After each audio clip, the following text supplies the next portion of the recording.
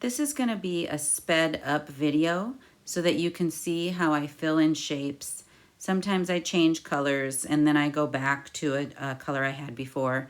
Sometimes I make completely new colors because you're not just stuck to the colors that they give you. I'll show you a little bit about that in a little bit. But I zoom out, I zoom in. Sometimes I turn off a layer so I can see what's filled, because having the photo behind every once in a while, I have to get rid of the photo behind. Also, notice where it got darker there in that tan. I think I actually accidentally overlapped a shape. So I should have fixed that right away, but I didn't actually notice it right away. So I want to show you here how I can change the color. I know I showed you a little bit in a different video, but when you hold down on a color, this comes up. And I want you to notice how as I scroll along that bottom there, I can get every color in the spectrum. And then on the bigger screen, I have the circle that I can move around to get the color that I want. You can get any color that you choose. I'm going to go back to show you a little bit of what I've been doing. So I'm continuing on the ear here.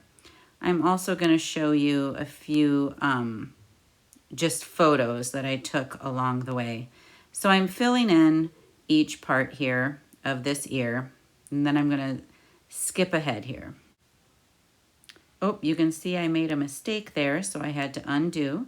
Here, I'm checking to see what it looks like. I can't see those white shapes when I take away the background picture. Sometimes, so that I can see those background shapes, I decide to put a color behind, and then I can see those white shapes in there.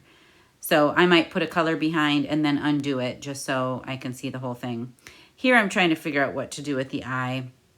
I know I need to get some good shapes in there. Sometimes it's hard to get the shape that I want, just because I'm working with my finger.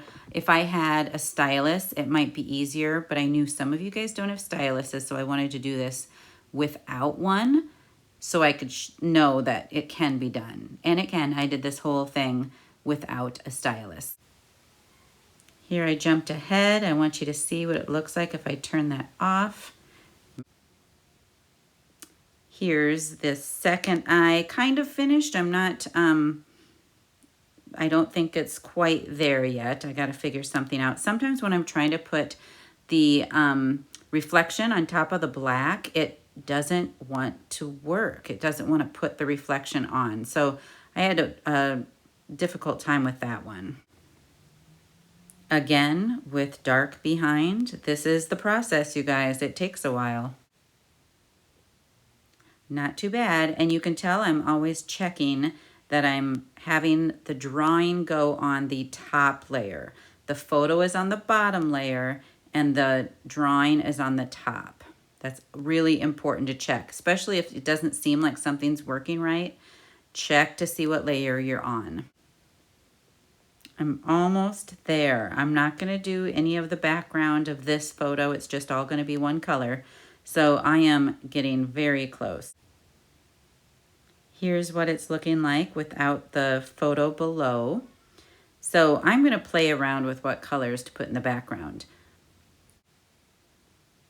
So this is one color in the background, and I want you to see the tool and spill can that you use. So I'm going to choose a different color and spill it in with that spill can. And I can move it back if I don't like the color that it was. Here it is where I've zoomed in on it. I saved it to my photos, and then I could print it on a color printer. I could send it to have it made into a photo. I had it made into a 5x7 at Walgreens. It was a pretty easy process. I could frame this and give this as a gift if I wanted. So these are a pretty fun project to do. I can see that there are areas that I would add some shapes that I missed. So it's kind of a project that I could go back into and work on if I feel like it needs a little bit more. here they are side by side. I hope you guys enjoy doing this project.